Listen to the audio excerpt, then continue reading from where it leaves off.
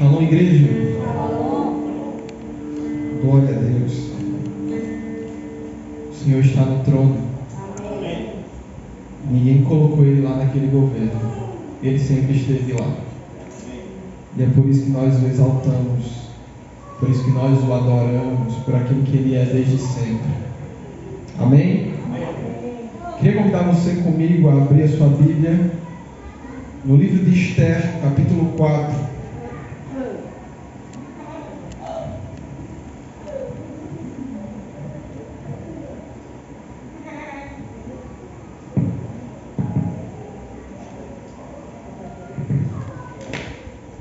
Capítulo 4 do livro de Esther. Hoje nós queremos meditar um pouco em parte dessa história. E para isso nós vamos ler todo o capítulo 4.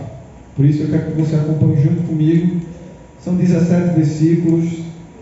Eu quero que você se atente bem, porque o Senhor quer falar ao seu coração nessa noite. Amém? Diz assim a palavra do Senhor: Quando soube Mordecai tudo quanto se havia passado, rasgou as suas vestes e se cobriu de pano, de saco e de cinza. E saindo pela cidade, clamou com grande e amargo clamor. E chegou até a porta do rei, porque ninguém vestido de pano de saco podia entrar pelas portas do rei. Em todas as províncias aonde chegava a palavra do rei e a sua lei, havia entre os judeus grande luto, com jejum e choro e lamentação. E muitos se deitavam em pano de saco e em cinza. Então vieram as servas de Esther e os eunucos e fizeram-na saber com o que a rainha muito se doeu. E mandou roupas para vestir a Mordecai e tirar dele um pano de saco. Porém ele não as aceitou.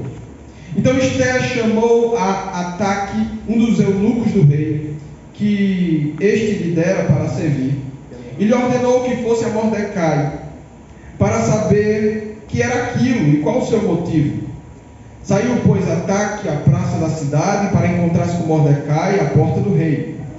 Mordecai lhe fez saber tudo quanto lhe tinha sucedido, como também a quantia certa da prata que Amã prometera pagar aos tesouros do rei pelo aniquilamento dos judeus. Também lhe deu o translado do decreto escrito que se publicara em Suzã para os destruir, para que o mostrasse a Esther e a fizesse saber, a fim de que ela fosse ter com o rei e lhe pedisse misericórdia, e na sua presença lhe suplicasse pelo povo dela.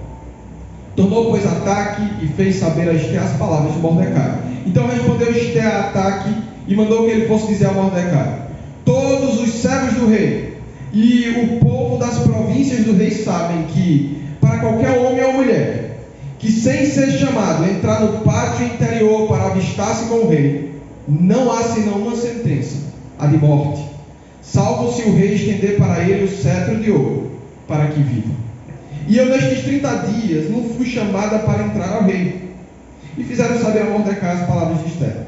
Então lhes disse Mordecai que respondessem a Esther: não imagines que por estares na casa do rei, só tu escaparás entre todos os judeus. Porque se de todo te calares, agora, de outra parte se levantará para os judeus socorro e livramento. Mas tu e a casa de teu pai perecereis. E quem sabe se para conjuntura como esta é que foste elevada a rainha. Então disse Esther que respondessem a Mordecai: vai, ajunta todos os judeus que se acharem em Suzã e jejuai por mim. E não comais nem bebais por 3 dias, nem de noite nem de dia. Eu e as minhas servas também jejuaremos. Depois irei ter com o rei, ainda que seja contra a lei. Se perecer, perecer. Então se foi Mordecai e tudo fez segundo Esther lhe havia ordenado. Vamos orar? Pai, esta é a tua palavra e diante dela nós curvamos os nossos corações, para que o teu Espírito livremente fale aos nossos corações. Nós nesta noite queremos ouvir apenas a tua voz. Nós queremos realmente receber aquilo que está no teu trono, a palavra que vem do Senhor. Pois a palavra do Senhor nos confronta, nos exorta, mas ela também nos convoca a uma posição diante do Senhor, diante dos homens e diante do inferno. E por isso nós nos submetemos a ela, porque ela tem autoridade para transformar as nossas vidas. Em nome de Jesus. Amém. Amém? Meus irmãos, às vezes nós não compreendemos os meios de Deus utilizar as coisas para exaltar a sua própria soberania. É interessante ver que pessoas, por vezes, se auto-intitulam alguma coisa, ou intitulam um objeto como algo de valor, ou como capaz de alguma coisa. Hoje eu estava lendo um rótulo de um shampoo, e dizia assim, era um shampoo de óleo de coco, e dizia assim, coco poderoso. Estava bem grande assim no rótulo. E eu acho engraçado porque alguns produtos de cabelo, para cabelo cacheado principalmente, sempre traz uns rótulos engraçados assim. E eu olhei aquilo, eu estava no banho, eu não sabia o que colocar dentro da introdução do sermão, era a única parte que faltava. Passei a tarde toda nisso, e quando eu estava ali, já estava impresso o sermão. O Senhor despertou dentro de mim isso. Olha que interessante, como é apenas um rótulo, mas é um rótulo que está fazendo a propaganda de algo, e uma grande propaganda, coco poderoso. E eu fiquei pensando, que algo poderoso? Mas e se eu usar no meu cabelo e não funcionar? E se outra pessoa usar e no dela funcionar? Já não é mais tão poderoso, já não é mais tão eficaz de modo geral. E eu comecei a pensar no que significa definirmos algo, ou definirmos alguém como alguma coisa. E os homens na terra, eles se intitulam muitas coisas. E às vezes as pessoas, elas se abalam por aquilo que os homens dizem que vão fazer, ou por aquilo que eles dizem que são, ou por aquilo que eles dizem que podem. Mas a verdade é que a única testemunha verdadeira acerca de si mesmo é a de Cristo Jesus falando de si mesmo. Tudo que Deus diz a respeito dele mesmo é verdadeiro. Tudo que Deus diz a respeito do seu poder é verdadeiro. Quando Jesus se intitula poderoso na cruz do Calvário, Ele está testemunhando verdadeiramente acerca de si mesmo. Quando nós vamos para o livro de Apocalipse e nós vamos ler ali de maneira esplendorosa quem é Deus, como Ele vai ser exaltado na eternidade, o que vai se dar, o que vai acontecer, a maneira como Ele vai ser adorado, é tudo verdadeiro. Não é como um rótulo de um shampoo, que eu posso, talvez, sendo dono de uma empresa de shampoo, dizer, põe aí poderoso para chamar a atenção, o povo vai comprar, vai dar certo mesmo, e talvez nem preste. Mas tudo que Deus diz acerca de si mesmo é verdadeiro. E é diante desta verdade, de que ainda que não compreendamos, Deus utiliza meios difíceis às vezes para exaltar a si mesmo. E por isso o título da mensagem de hoje é O Governo Ilegítimo. Repita comigo, o governo ilegítimo. O governo ilegítimo. Quando nós vamos para o texto que lemos em Esther, nós vamos ver que o livro de Esther é um livro diferenciado. Ele é um livro da Bíblia que em nenhum momento sequer ele fala o nome de Deus. Ele é um livro da Bíblia que não vai falar em culto em nenhum momento. E por vezes, quando homens estavam discutindo o que ia entrar no cano, o que não ia entrar, o livro de Esther foi muito discutido. Porque ele não fala de Deus, como que vai botar esse livro? Mas aprove a Deus que estivesse aqui. Então é inspirado por Deus. E quando nós olhamos para o livro de Esther, acreditamos que tenha sido escrito por Esdras, por conta do período. E nós vamos ver que esse livro vai retratar a história do povo judeu quando ele estava debaixo do governo do Império Persa. E aqui está acontecendo numa cidade chamada Suzã. Era uma das 3 capitais do Império Persa. que ia, na verdade, da Índia até a Etiópia e até mesmo até as ilhas do Mediterrâneo. Era um reino muito vasto. E nós vamos ver que no período em que Esther está vivendo aqui, o rei Assuero, ou o rei Xerxes, ele havia dado uma festa. E ele havia convidado todos os seus servos e os seus príncipes para aquela festa. E a rainha, na época, se chamava Vasti. E a rainha Vasti se negou a ir na festa do seu rei. Ela não queria ir até o rei. E isso já parece muito estranho. Mas diga, Deus estava preparando tudo para assumir o governo. Amém. Deus estava no governo de tudo. Deus estava por dentro de tudo que estava acontecendo. Deus não está apático ao que está acontecendo no Brasil. Deus não está indiferente ao que está acontecendo nas nações à nossa volta, como o Peru, por exemplo, Venezuela e tantos outros países. Deus não está apático. Ele não está com os braços cruzados. E ele também não estava apático com o que estava acontecendo ali naquele momento. E o que acontece? O rei Assuero, então, fica irado. Porque como que ele faz uma festa e ele quer mostrar para os seus convidados o quanto a sua esposa, a sua rainha é bela e é bela, e ele queria mostrar para o povo isso, mas ela se nega a ir à festa. E com a sua ira, ele destitui Vasti do seu cargo de rainha. E fica vago esse cargo, fica vago o cargo. E é muito interessante que ali Deus vai criar meios. E eu estou narrando tudo isso porque você teria que ler todos os capítulos do livro para ir entendendo isso. Para que nós possamos chegar então no capítulo 4. Você vai ver que então o rei vai mandar que seja aberto um concurso para encontrar uma substituta para Vasti. Uma rainha que possa substituí-la.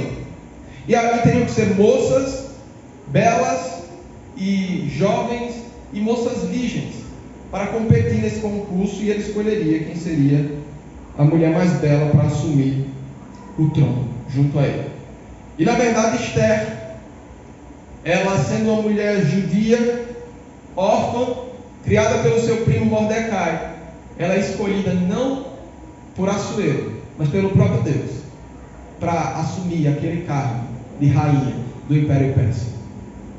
Deus, em sua soberania, levanta pessoas ao longo do caminho em lugares estratégicos para exaltar a si mesmo. Ainda que você não esteja vendo, ainda que eu também não esteja vendo, mas Deus está fazendo. Deus está fazendo. E veja que vai acontecer que pouco depois que Esther já é rainha, 2 homens da guarda do rei, eles se rebelam contra o rei, eles vão conspirar para tirar a vida do rei. Só que Mordecai, primo de Esther, que vivia fora do palácio, ele escuta essa trama. Então ele procura a sua prima, que na verdade é como uma filha, porque ele a criou, e ele vai dizer: olha, Esther, avisa para o rei que tem 2 homens da confiança dele, da guarda dele, 2 eunucos que estão tramando contra a vida dele. E Esther vai até o rei Assuero e diz: olha, eu recebi uma informação. E ela passa para o rei a informação. E é interessante que ali o rei vai pensar que um homem chamado Amã é quem descobriu a situação, é quem foi lá e interviu na situação. Só que na verdade não foi Mordecai, mas o rei não sabia disso. E o que o rei vai fazer? O rei vai pegar e ele vai intervir a situação, porque ele vai descobrir, né? Esther vai contar para ele que aqueles homens iam conspirar contra ele. Então ele vai honrar Amã, colocando ele como primeiro-ministro, como governador em seu reino. Amã é colocado apenas abaixo do próprio rei, em todo o reino persa. E eu acho interessante isso aqui, porque diante disso o rei, ele vai dizer que todos deveriam adorar Amã, honrá-lo e exaltá-lo e adorá-lo. Só que tem um homem que não aceita esse negócio: Mordecai. Mordecai não se prostra diante de Amã. Ele não reconhece Amã como sendo o seu senhor. Então ele fica de pé. Ele não muda sua postura. E aquilo traz fúria ao coração de Amã, porque Mordecai não se prostrou diante dos seus caprichos. Meus irmãos, até aqui nós já estamos diante de um governo ilegítimo.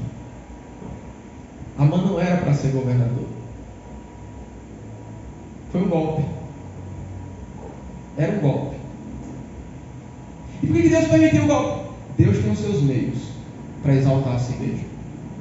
Nós não conhecemos. Amém.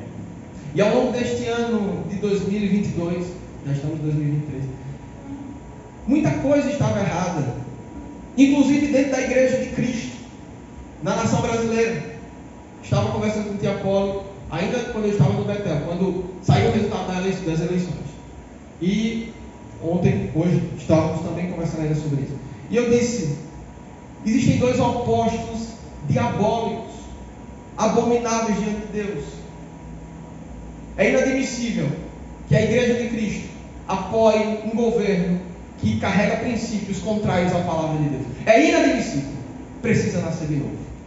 Mas também é inadmissível, em meio à Igreja de Cristo, levantar-se um homem com idolatria. A Bíblia diz que todo ídolo, ele é feito de pau.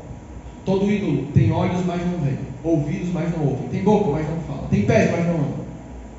Torne-se semelhantes a ele. Meus irmãos, somente a Yahvé devemos adorar. A nossa salvação vem do Senhor de toda a terra. A nossa salvação não está no homem, num governo, na permanência de um governo. Ah não, porque estava indo certo. Deus tem os seus meios. O povo estava escravizado pelo Império Persa. Veja que Deus coloca Esther como rainha, mas não deixa de tirar o povo de debaixo da escravidão. Por quê? Porque os tratamentos de Deus são pedagógicos. Diga: Deus é pedagógico. Deus é pedagógico. Ele não vai contra si mesmo. Ele não tem pena de nós. Ele não fica com dó. Talvez um pai e uma mãe fiquem com dó, né? Ah não vou botar no castigo não, está chorando, bichinho. Não, está tudo bem. Mas Deus não. Ele não volta atrás. Ninguém engana Deus. Ninguém passa a perna em Deus. Não, se engana quem pensa. Ele está no trono. Ele governa sobre tudo.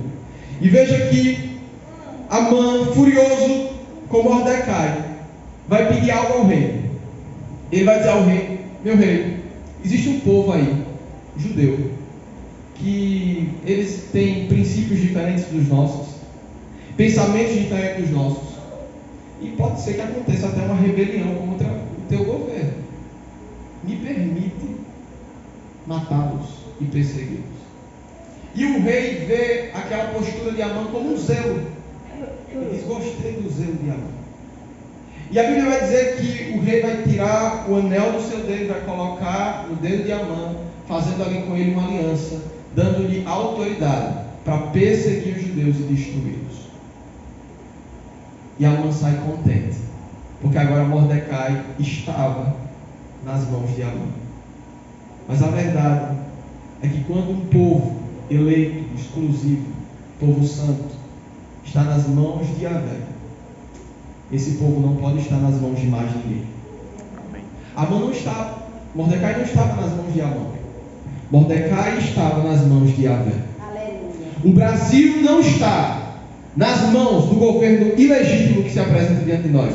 O Brasil está nas mãos de Yahvé. É Ele quem governa. E essa não é uma palavra otimista, porque hoje é dia 1º de janeiro e houve posse de presidente hoje e eu preciso animar o seu coração. Não é por isso não. É porque nós precisamos retomar em nosso coração a verdade eterna da palavra de Deus. Nós não podemos recuar, baixar a guarda. O nosso inimigo é Satanás. Ele pode até fazer uso de homens, não tem problema não, mas o nosso inimigo continua sendo Satanás. Porque quando Jesus transforma o coração de um homem, como transformou o coração de Nabucodonosor, um homem talvez imperdoável aos nossos olhos, mas Deus transformou o coração dele, e ninguém mais poderia acusá-lo. Deus pode transformar o coração do homem mais impiedoso da nossa nação, e nós precisamos amá-lo. Por isso você precisa olhar para o inimigo certo e usar as armas certas, da maneira certa, para poder lutar a luta certa, a guerra certa. E veja aqui ainda que então nós podemos entrar no capítulo 4, onde nós vamos ver a reação de Mordecai ao saber que o rei liberou que Amã perseguisse e matasse os judeus. Mordecai fica desesperado.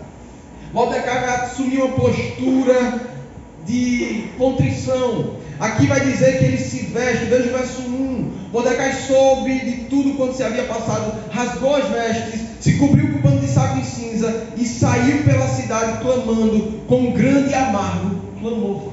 Mordecai estava desesperado, porque um governo ilegítimo estava diante dele. Talvez Mordecai estava como muitos crentes devem estar agora. Meu Deus, e o que vai ser de nós? Mas o que vai ser das nossas famílias? E o que vai ser da igreja? O que Jesus nos prometeu? Foi paz? Foi não. Foi amor da parte do mundo para nós? Foi não. Na verdade, eu arrisco dizer que quando tudo estiver em paz, desconfie.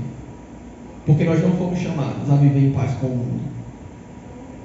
Nos foi prometido perseguição. Nos foi prometido morte, renúncia, sacrifício. Tudo que vier diferente disso, glorifique ao Senhor. Mas foi isso que nos foi prometido. Então, estarmos diante de governos injustos, ilícitos, ilegítimos, não é surpresa alguma. Você está surpreendido, né? Eu não estou surpreso. O mundo jaz do maligno. Cabe-nos orar pela redenção, cabe-nos pregar a palavra, cabe-nos interceder, é verdade. Mas se a mão do Senhor não se mover sobre nós, tudo isso será em vão. Então veja, meus irmãos, que Mordecai, ele vai até as portas do palácio em prantos, vestido de saco e cinza, totalmente angustiado e amedrontado, representando o povo judeu, como um protetor do povo. E ele vai dizer: olha, avisa para Esther, avisa para a menina que eu criei, que está lá dentro, que agora é rainha, avisa para ela que o rei deu poder para Amã destruir os judeus. E nós vamos ver que então o nome Ataque, que é o homem, o mensageiro do rei que estava a serviço de Esther, ele vai, ele ouve o que Mordecai fala e ele entra e avisa para Esther: olha, Mordecai está lá fora, está desesperado porque surgiu um decreto aí, tem um novo governo no poder e não sabe o que vai acontecer, e está todo mundo com medo. E Esther também estava com medo. Ela diz: olha, eu não posso ir até o rei, porque para ir até o rei tem que ser chamado por ele. Qualquer um que entra na presença do rei sem ser chamado corre risco de morte. A sentença é de morte. Mas é interessante ver que Mordecai vai trazer a memória de Esther, quem ela era e para o que ela estava ali. E é diante disso, meus irmãos, que eu quero dizer que Deus permanece no governo do seu povo. Mas de que maneira Deus permanece no governo do seu povo?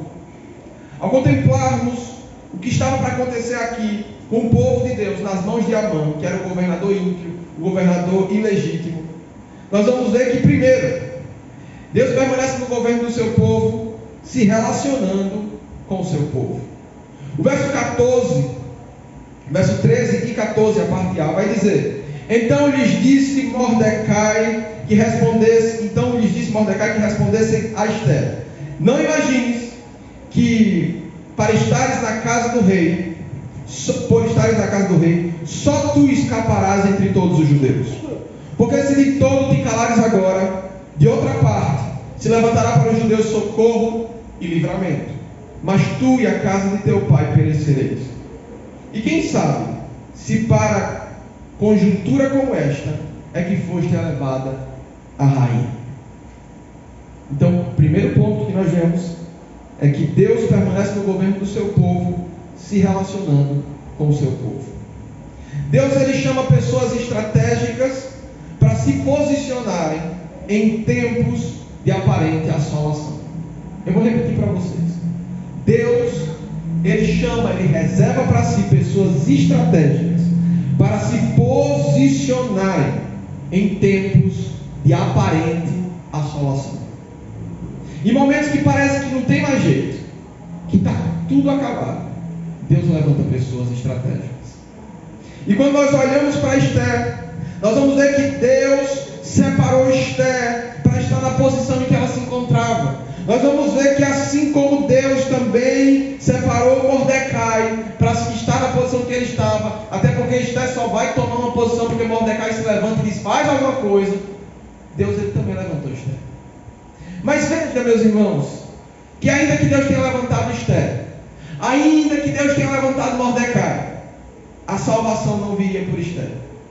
A salvação não viria por Mordecai. Eles eram, na verdade, protetores de uma semente que Deus estava liberando para libertar o povo. Eles eram, na verdade, zeladores de uma visão celestial. Mas eles não eram os salvadores do povo. Quem haveria de salvar o povo também não era o rei Assuero, dando uma canetada. Quem haveria de salvar o povo era o próprio Deus Yahvé. Porque ainda que Deus levante pessoas estratégicas num tempo de assolação, é Ele quem livra o povo, é Ele quem liberta o povo, é Ele quem faz milagres, é Ele quem abre caminhos no deserto, é Ele, e continua sendo Ele, e vai para sempre continuar sendo Ele. Não depende da força do seu braço, não depende da força do meu braço, depende tão somente do Senhor. A salvação do povo vem da parte do próprio Deus. Veja que Esther, ainda que chamada por Deus para algo específico, ela estava com medo de se apresentar ao rei. Como eu disse, ela sabia que a vida dela estava em risco. Porque se ela entrasse na presença do rei, sem ser convocada, ela poderia ser aniquilada. Essa era a sentença. A menos que o rei levantasse o cetro. Ufa, aí estaria salvo. Encontrou misericórdia. Mas quem que sabia se ia ter misericórdia ou não? Ela ia pagar para ver? Ela ia pagar para ver. Porque ela estava sendo chamada pelo próprio Deus a tomar uma posição, a responder, a se apresentar. E eu quero lhe dizer que o medo, ele não pode nos paralisar. Amém. O medo não pode me paralisar. Ainda que as circunstâncias contrárias batam a nossa porta, e elas vão bater, isso não pode nos paralisar. Nós cantamos aqui, não nos movemos pelo que vemos, nos movemos pelo que cremos. Essa é a hora de mostrar pelo que nos movemos. Essa é a hora de mostrar ao inferno qual é a nossa posição em Cristo. Satanás não saiu vitorioso. Os resultados de nada podem mudar algo que Deus já decretou na cruz do Calvário. A derrota de Satanás não foi dada no dia 1º de janeiro de 2023. A derrota de Satanás foi dada no Calvário. Amém. Resultado nenhum pode mudar isso. Nenhum. Seremos perseguidos? Não sei. E se for? Fomos avisados quanto a isso. Ninguém entrou nesse reino sem saber o que estava dentro dele. É interessante ver que Jesus, em nenhum momento, vai se preocupar em passar para os discípulos uma visão de um evangelho simpatia, de um evangelho fofo, de um evangelho desejável. Não. O evangelho pregado por Jesus aos seus discípulos é um evangelho de morte, é um evangelho de renúncia, é um evangelho de sacrifício, é um evangelho de dor, é um evangelho de luta. É esse o evangelho que Cristo ensinou aos discípulos. É esse o evangelho que os discípulos ensinam aos outros discípulos. E esse é ainda até hoje o evangelho que nós precisamos pregar. Eu já disse aqui outra vez e eu repito: nós não temos compromisso com aquilo que as pessoas querem ouvir. O nosso compromisso é com a palavra de Deus. Amém.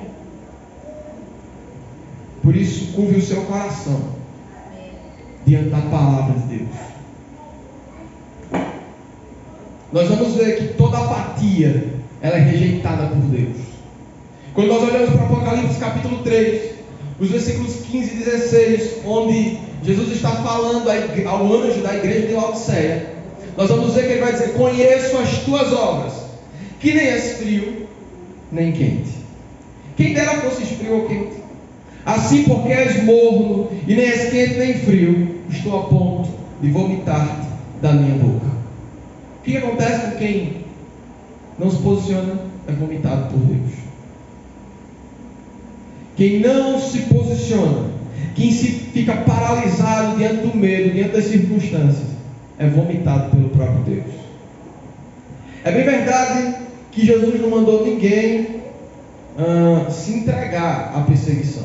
É verdade. Paulo fugiu da perseguição, Pedro fugiu, tinha que fugir. Eles não tinham que chegar e abrir os braços e dizer: me matem porque quero morrer por causa do Evangelho. Não. Isso é um falso amor. Mas ainda que eles tivessem que fugir da perseguição, diante dela, eles não deveriam negar a Cristo. Você não vai ver parcialidade no apóstolo Paulo diante da morte. Você não vai ver parcialidade no apóstolo Pedro diante da morte. Você não vai ver parcialidade nos discípulos dele, os pais da igreja, diante da morte. Em nenhum momento você vai ver parcialidade.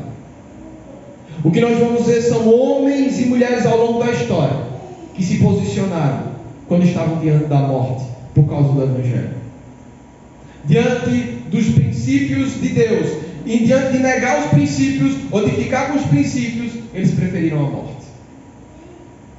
Por isso, diante dos princípios de Deus, prefira a morte. Prefira perder o ganho que você tem, mas não negue os princípios de Deus por nada. Não omita, não minta, não negue. Negue apenas a si mesmo, mas não negue os princípios de Deus. E a pergunta é: que resposta nós temos dado diante de um governo que se apresenta ímpio e inaceitável diante de nós? A verdade é que o medo e as circunstâncias não devem nos paralisar. Amém. Veja ainda que Deus, ele sempre envia livramento e socorro ao seu povo. Diga para a pessoa que está do seu lado: Deus sempre envia livramento e socorro ao seu povo. Veja que isso é muito restrito. Deus envia livramento e socorro ao seu povo.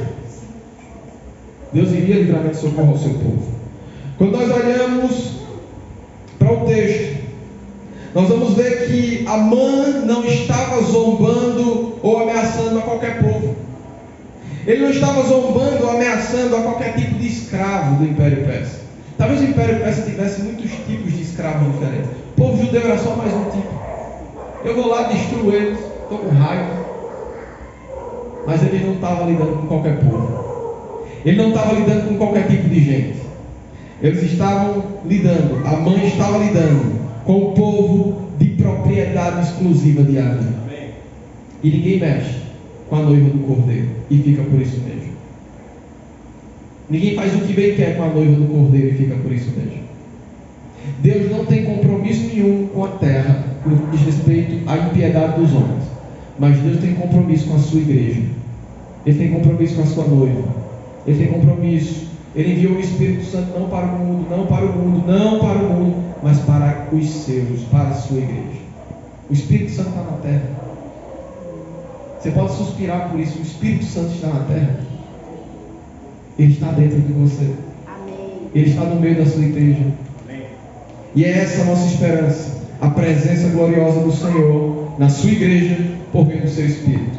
Mesmo que os judeus eles estivessem diante do domínio do Império Persa, o nosso Deus Yahvé não deixaria de cuidar do seu povo.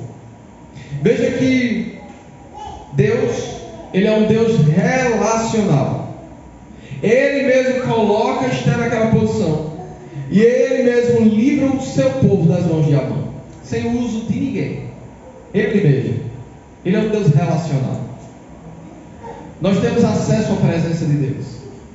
Talvez o povo já tivesse deixado tantos princípios do Senhor. O povo aí, os judeus, já tivesse deixado tantos princípios do Senhor, porque eles já estavam debaixo do império, do domínio do Império Persa, novos costumes, uma nova cultura, semelhante a como foi na Babilônia. Mas veja que Deus ainda tinha os seus remanescentes. Que quando Deus olhar para o Brasil, para uma igreja, por vezes, corrompida e misturada. E a palavra bíblica para misturada aí é prostituída. Por conta da idolatria, por conta da má teologia, por conta de tanta coisa. Mas que quando ele olhar para a terra, ele encontra uma igreja santa, ele encontra remanescentes fiéis, com quem ele possa contar. Que ele encontre o seu coração. Que ele encontre o meu coração. Veja que o governo de Amã não poderia destruir o povo de Deus. E eu quero que você diga comigo: o governo de Amã não poderá destruir os planos de Deus para esta nação. O Brasil é propriedade de Yahvé, por direito de redenção e por direito de criação. Nós não reconhecemos autoridades ilícitas, autoridades ilegítimas. Nós não reconhecemos o governo de Satanás. Quem governa sobre esta nação é Yahvé. Aleluia. Aleluia. Por isso, meus irmãos, diante da afronta dos Amãs que se apresentam diante de nós, Deus proverá livramento e socorro. Amém. Não são 4 anos que vai destruir o que Deus está fazendo no Brasil. Não são 2, não são 10, não são 20. Deus não necessita de ninguém para fazer a sua vontade. Ele vem à terra, ele visita homens e ele faz o que ele quer fazer. Você precisa conhecer o seu Deus. Eu preciso conhecer o meu Deus. Às vezes eu penso que se nós conhecêssemos o nosso Deus, não de ouvir falar, não pelas experiências dos outros, mas intimamente, nós não estaríamos paralisados. Nos moveríamos no Espírito. Nós precisamos conhecer o nosso Deus. Vejamos aqui ainda, em segundo lugar, Deus permanece no governo do seu povo, chamando o seu povo para consagrar-se. O verso 15 e 16 vai nos dizer o seguinte: então disse Esther que respondessem a Mordecai: vai, ajunta todos os judeus que se acharem em Suzã, que era a cidade, e jejuai por mim. Não comais, nem bebais por 3 dias, nem de noite nem de dia. E eu e as minhas servas também jejuaremos. Depois irei ter com o rei, ainda que seja contra a lei. Se perecer, pereci. Deus permanece no governo do seu povo, chamando o seu povo a consagrar-se. Deus chama o seu povo à consagração.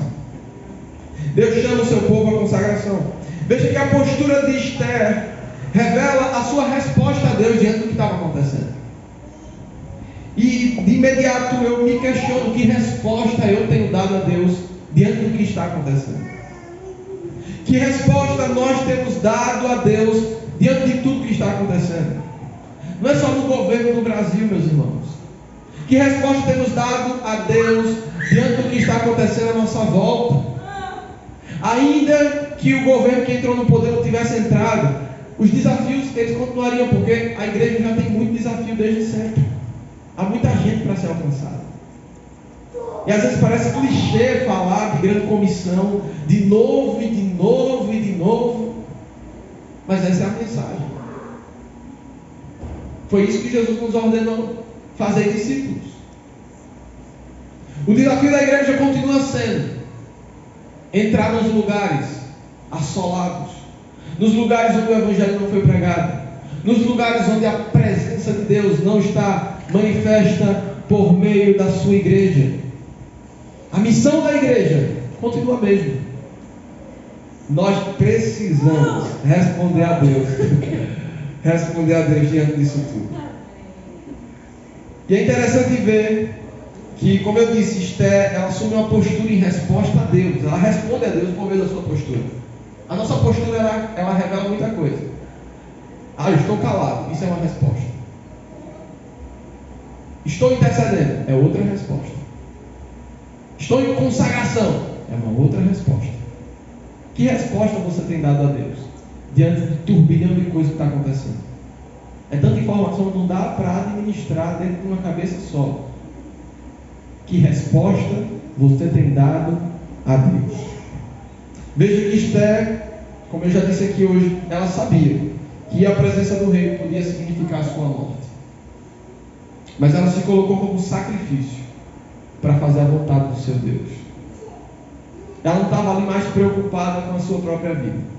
E aí eu lembro de Atos 20, 24. Em nada considero a minha vida preciosa para mim mesmo. Foi Paulo quem disse logo lá, muito tempo depois. Mas Esther lá atrás assumiu uma postura que demonstrou que ela não estava preocupada com a própria vida. Ela entrou na presença do rei. Ela entrou diante da presença do rei. Porque alguma coisa tinha que ser feita. Alguma postura tinha que ser tomada. Qual a sua postura? Assume uma postura, meu irmão. Assume uma postura. Seja fiel, ainda que isso custe a sua vida. Não negocie os princípios de Deus a um povo. Não negocie. Esther estava diante daquela situação porque Mordecai se negou a se dobrar diante de Amã. Eu fico pensando, se Mordecai tivesse só dobrado o joelho um pouquinho, não estava acontecendo aquele turbilhão de coisas. Mas foi Deus quem criou as circunstâncias. É Deus quem cria circunstâncias para exaltar a si mesmo. É Deus quem permanece no governo do seu povo, ainda que as circunstâncias pareçam que não. É Deus quem permanece. É Ele quem peleja a nossa guerra, a nossa batalha, a nossa luta. O governo de Deus se manifesta em nossa entrega. Veja que Esther, ela não convocou rebelião. Ela não disse, olha, pega o povo judeu, manda eles queimarem pneu na porta do palácio, levantarem bandeiras, porque eu vou fazer alguma coisa aqui. Não, não, não.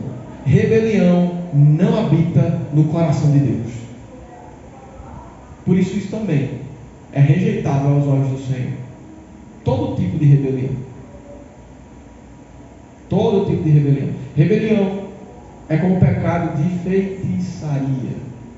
É isso que a palavra de Deus diz.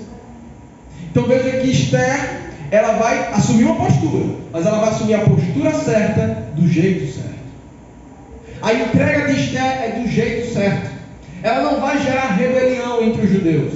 Ela não vai dizer, olha, a rainha de vocês agora vai fazer um negócio, se levantem, vai contando os dias aí, eu vou fazer, vai acontecer alguma coisa, vão, se movimentem. Não, não, não, meus irmãos.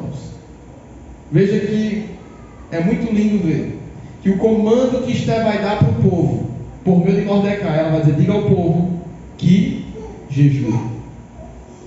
Diga ao povo que vai jejuar por 3 dias. Talvez nos nossos dias, diante de uma situação catastrófica, dizer para o povo jejuar, você está muito espiritual. Mas o comando que Esther recebeu da parte de Deus foi, diga ao povo que jejue. Diga ao povo que ore. Isso me lembra Moisés também. Diga ao povo que marche.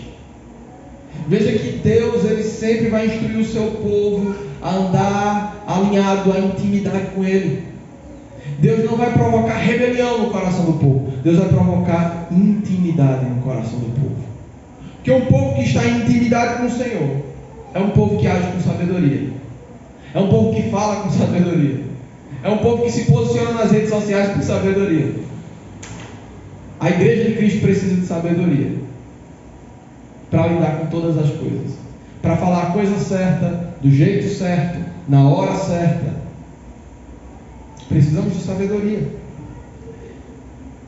Veja que ela não orientou o povo também que se entregasse aos caprichos de Amã. Não, se entrega mesmo, deixa que Amã mate, eu sou rainha, não vai me afetar. Não, não. Nem 8, nem 80. Ela nem provoca rebelião e ela também não vai ser apática ao que está acontecendo. Ela vai tomar uma postura, ela vai tomar uma posição, mas a posição certa. A decisão de Esther diante do acontecimento que causaria pânico e desespero ao seu povo revelou a sua confiança no Senhor. Revelou que ela confiava no Senhor. A confiança de Esther estava no Senhor. A nossa confiança precisa estar no Senhor. Mas e se Deus não fizer do jeito que eu pensei? Deus não tem responsabilidade em fazer as coisas do jeito que você acha que Ele tem que fazer. Eu fiquei lendo esses dias a travessia do povo pelo mar. E eu achei impressionante ver. Deus estava guiando o povo para o mar. O exército de Faraó vindo atrás. E talvez alguém que entenda um pouquinho de geografia vai dizer: não tem como guiar o povo para um lugar como esse. É guiá-los para a morte. Diga, mas Deus estava no governo. Deus estava no governo. Ainda que talvez o povo não soubesse, talvez nem Moisés soubesse o que Deus ia fazer quando chegasse dentro do mar. Mas Deus já sabia o que ia fazer. Por isso Deus nunca perde. Deus nunca perde. Deus nunca perde. Deus é vitorioso em todas as batalhas. Aleluia. Veja que Esther convocou o seu povo a se consagrar e jejuar, porque ela entendia com que tipo de armas o povo deveria lutar. Não era com pedras, não era com espadas e varapaus, não era com uma metralhadora. Não, era por meio do jejum e da oração. Jejum e oração como arma de guerra é infalível contra o inferno. É por meio das armas corretas. E nós vamos ver também que no nosso caso nós venceremos o espírito de Amã no nosso meio por meio da adoração. É por meio da adoração que nós vamos dissipar as trevas. É por meio da adoração que os céus do Brasil serão povoados. É por meio da adoração que haverá libertação e cura no nosso meio. É por meio da adoração. É com as armas certas. É por meio da santidade. É por meio do jejum, da oração, é da entrega. Por que a igreja de Jesus não se reúne mais para orar como antes? Por que a gente não ora mais como antes? E eu digo como antes, talvez num tempo em que eu nem tinha nascido. Se orava tanto mais. Vai ver as histórias dos avivamentos. Nenhum avivamento veio por meio de força humana. Em todos eles, Deus se moveu por meio da adoração, por meio da oração, do jejum, da entrega. Você quer avivamento? Se entregue nas mãos do Senhor. Você quer avivamento? Bota o joelho no pó. Você quer avivamento? Vai fazer jejum pela nação. O que você tem feito, o que eu tenho feito para provocar um avivamento nessa nação? A pastora Valdez tem pregado há muitas décadas. E é lindo de se ouvir. Mas o que eu tenho feito para fazer alguma coisa, para Deus fazer alguma coisa com a minha entrega neste tempo? Meus irmãos, eu não posso responder pelo tempo de John Wesley. Foi lindo o que Deus fez nos dias de John Wesley. E ele respondeu a Deus nos seus dias. Mas eu posso responder a Ele hoje. E Ele pode me usar hoje nas minhas respostas a Ele hoje. Não fique apático ao que Deus está fazendo, ou ao que Ele quer fazer.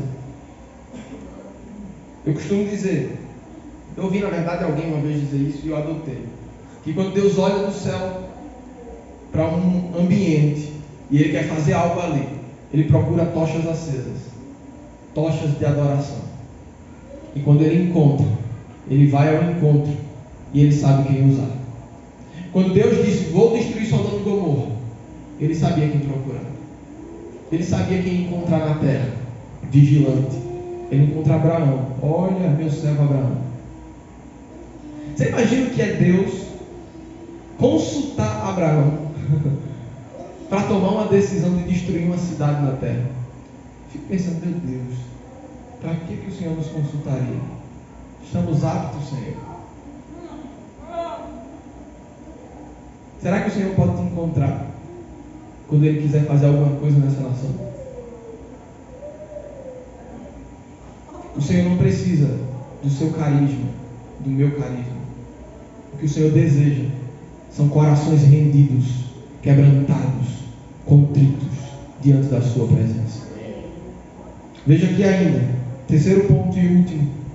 Deus permanece no governo do seu povo abalando o que é abalável. Nós vamos ver que Esther, nós vamos ver no capítulo 5, 6, 7, que Esther, ela vai então chamar o rei para um banquete. E ela vai chamar Amã também para o banquete. E Amã vai se sentir totalmente privilegiado. Vai dizer, olha, a rainha convocou um banquete com o rei e me chamou para o banquete também. Tão importante. Depois que o rei me provisionou, estou importante. Porém, mal sabia ele o que seria tratado ali. Nós vamos ver que Amã vai preparar uma forca para Mordecai. E vai dizer, vou deixar guardadinho. Quando o rei disser, está valendo, eu vou enforcar Mordecai. Vai ser o primeiro a ser enforcado. Ele tinha prestígio diante das autoridades. Ele estava no governo, ainda que fosse legítimo. E ele achava que podia tudo. Mas Deus paralisa homens no meio da sua impiedade. Não no meu tempo, não no seu tempo, mas na hora dele, ele paralisa o homem na sua impiedade. Chega a hora de prestar contas. Chega a hora de prestar contas.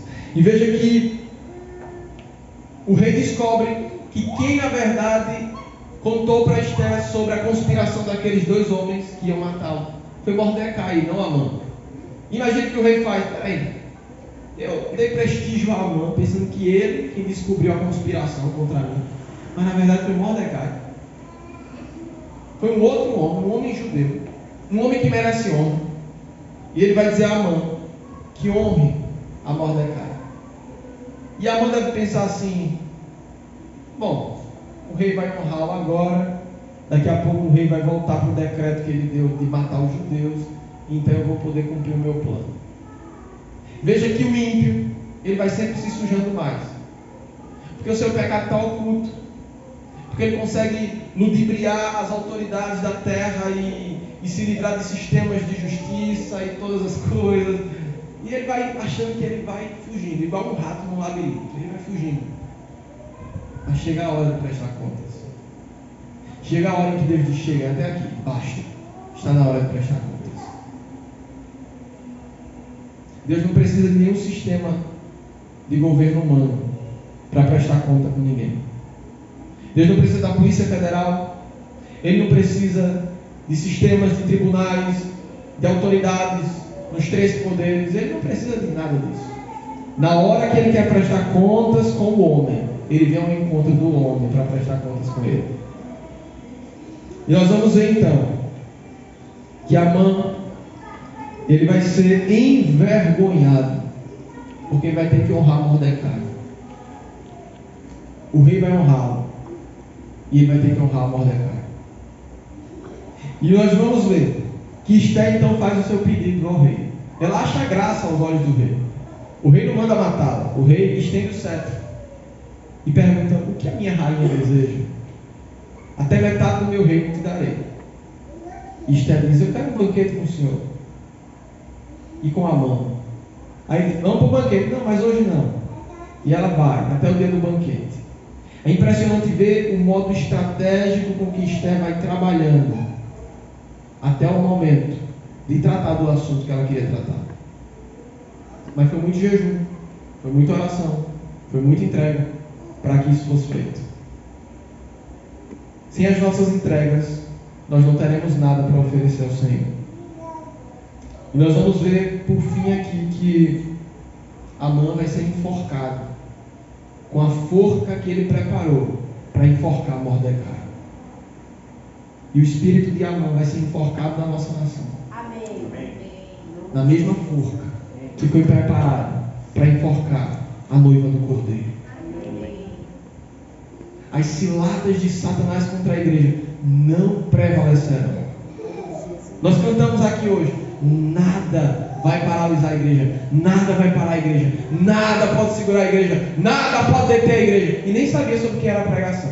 O louvor foi todo caminhado assim, ó, as músicas tudo alinhadas ao que Deus ia falar na palavra aqui, e ninguém combinou nada. Vitorioso és, e assim foi. Que o inferno saiba que Yahvé é Deus. Amém. Que os governadores da terra saibam que Yahvé é Deus. Amém. E que Ele governa sobre tudo. E o último texto que eu queria ler aqui é o texto do nosso decreto desse ano. Porque eu disse aqui que Deus permanece no governo do seu povo, abalando o que é abalável. Você vai ver que a forca que Amã prepara para Mordecai, ele mesmo é enforcado. Então Deus abalou aquela situação. Mas o decreto deste ano, em Hebreus capítulo 12, versículo 26 a 29, eu queria ler junto com vocês. Hebreus 12, do 26 ao 29. Se tiver a versão árabe, não sei se tem aí. Pode ser assim, então, tá tudo bem. A Almeida Corrigida Fiel. Dá para ler, igreja? Amém? Versículo 26 a 29. Vamos juntos? Aquele cuja voz outrora abalou a terra, agora promete: ainda uma vez abalarei não apenas a terra, mas também o céu. As palavras ainda uma vez indicam a remoção do que pode ser abalado, isto é, coisas criadas, de forma que permaneça o que não pode ser abalado. Portanto, já que estamos recebendo um reino inabalável, sejamos agradecidos e assim adoremos a Deus de modo aceitável, com reverência e temor, pois o nosso Deus é fogo consumidor. Aleluia! Ele tem abalado tudo aquilo que é abalável, para que o seu reino, o seu governo, que é inabalável, permaneça inabalável. Por isso, meus irmãos, não nos compete estar preocupados quanto ao que vai acontecer no Brasil. Uma coisa vai acontecer no Brasil: o governo de Yahvé permanecerá sobre o Brasil. Isso certamente vai acontecer. Mas quanto aos homens, cabe-nos confiar no Senhor. Cabe-nos confiar no Senhor, porque o Senhor, nosso Deus, Ele permanece no governo do seu povo. Aleluia. Vamos ficar de pé para orar, amém?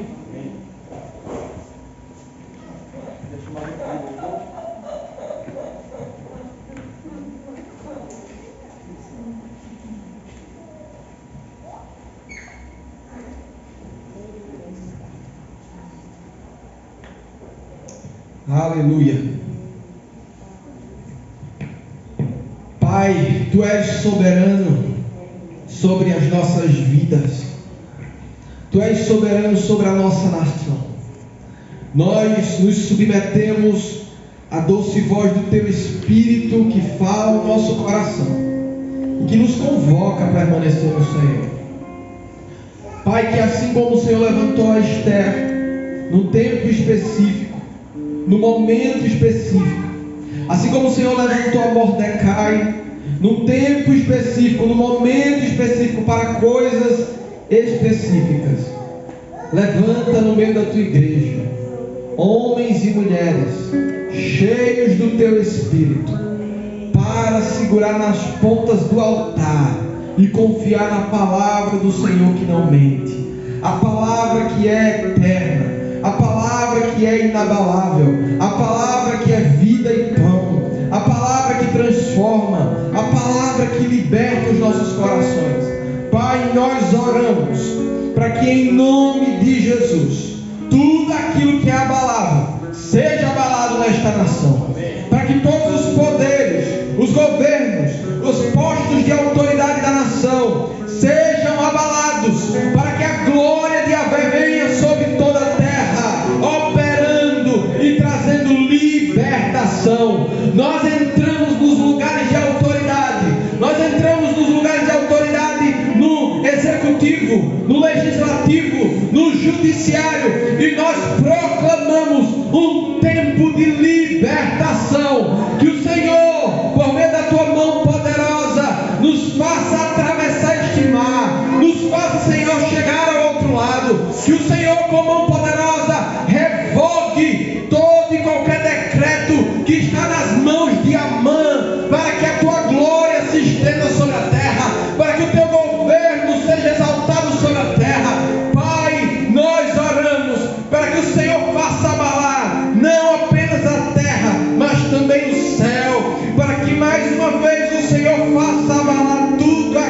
aquilo que é abalável, para que os princípios do Senhor, a palavra que é fiel e verdadeira, permaneça inabalável. Pai, nós oramos para que nós, que estamos recebendo um reino inabalável, retenhamos em nós a graça do Senhor, pela qual nós possamos servir ao Senhor de maneira agradável, pela qual nós possamos servir ao Senhor com reverência, pela qual nós possamos servir ao Senhor com santo temor, porque Tu és um Deus que é fogo consumidor. Nós suplicamos pela Tua presença neste lugar, no nosso meio, nos nossos corações. Fala aos nossos corações, Senhor. Nós queremos Te ouvir em todo o tempo. Obrigado, Pai, que a Tua palavra, ela é imutável, ela é inerrante, ela é eficaz, e por isso nós Te louvamos e Te agradecemos. Esta palavra que é fiel e verdadeira é a palavra na qual nós podemos confiar. Por isso nós colocamos o nosso coração nela, na palavra do Senhor, na palavra que é justa, na palavra que é eterna, em nome de Jesus. Amém e amém.